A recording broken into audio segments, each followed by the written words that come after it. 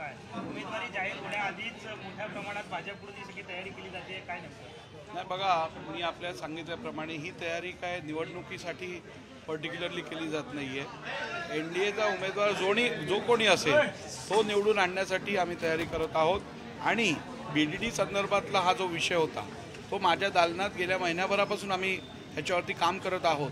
आज इकडच्या स्थानिक रहिवाशांना त्या कामासंदर्भातली माहिती देणं अत्यंत आवश्यक होतं, म्हणून ही इथे बैठक घेण्यात आली. तुम्ही असं म्हटलं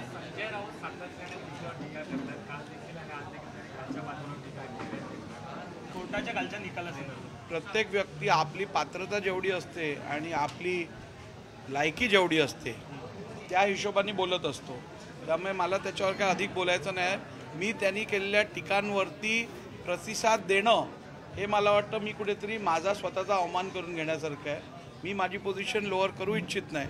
आणि संजय राऊत काय बोलतात त्याच्याकडे आज कोणी लक्ष देत नाही, त्यामुळे मी लक्ष द्यायचा काय प्रश्न येतो. सर्वोच्च न्यायालयाने आपल्या निर्णयावरती प्रश्नचिन्ह उपस्थित करत जो सर्वोच्च न्यायालयाने निर्णय दिले त्याच्या विपरीत तुमचा निर्णय नाही ना असा प्रश्न उपस्थित केला. बरोबर आहे, अगदी बरोबर आहे.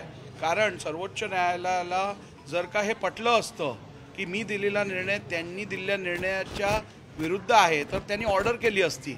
मी दिलेला निर्णय हा 100% सर्वोच्च न्यायालयाने दिलेल्या निकषानुसारच आहे.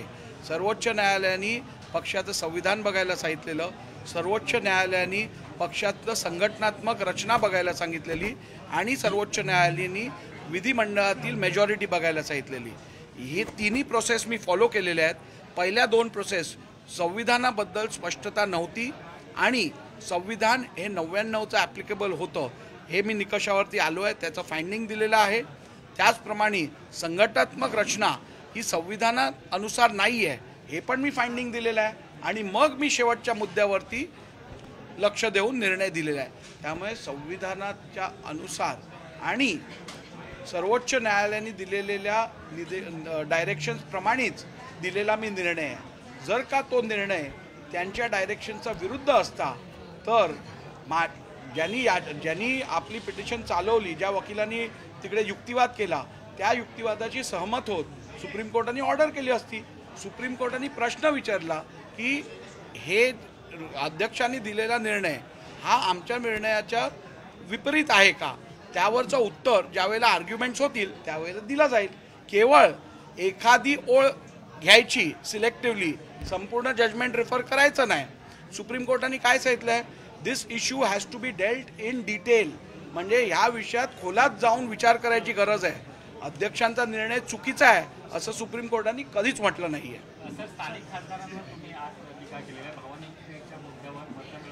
गेली 10 वर्षापूर्वी ही वस्तुस्थिती आपल्याला दक्षिण मुंबईत सगळीकडे दिसते.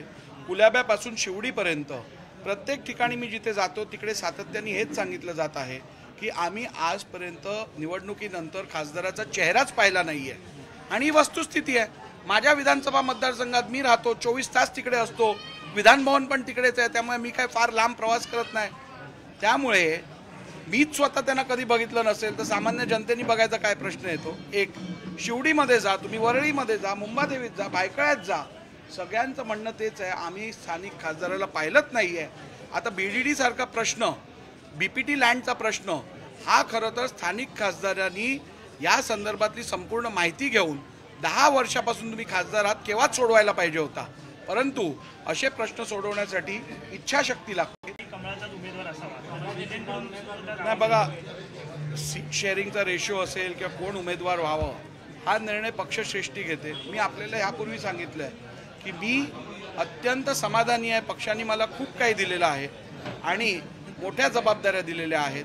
त्यामुळे मला पक्षाकडनं अजून काहीही मागायचं नाही आहे. पक्ष जी जबाबदारी देईल ती मी पार पाडीन. विधानसभेत असेल तर विधानसभेत, लोकसभेत असेल तर लोकसभेत, पक्ष संघटनेत असेल तर पक्ष संघटनेत.